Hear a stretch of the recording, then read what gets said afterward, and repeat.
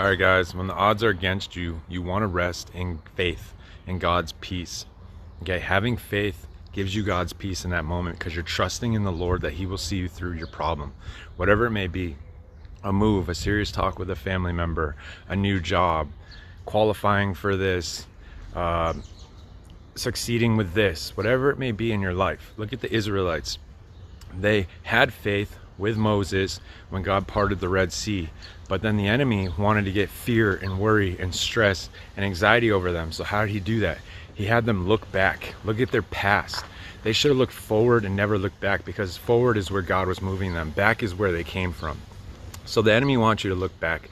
The enemy wants you to think negative thoughts. And the more you do that, you're planting anxiety, you're planting fear, worry, stress, any kind of chaos. And you're doing that because you're shifting away from your faith. And then you're not allowing God to move in your situation like He'd like to, just like He wanted to for the Israelites.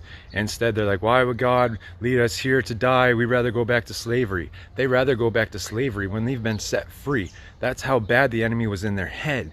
But if they had trusted in Moses and God moving through Moses, they would have seen the promised land that they were promised by God. But they shifted away from faith. They said, God, you're not able, you're not big enough in my life. So He's like, if that's the case, then you can go back to slavery. So trust in the Lord.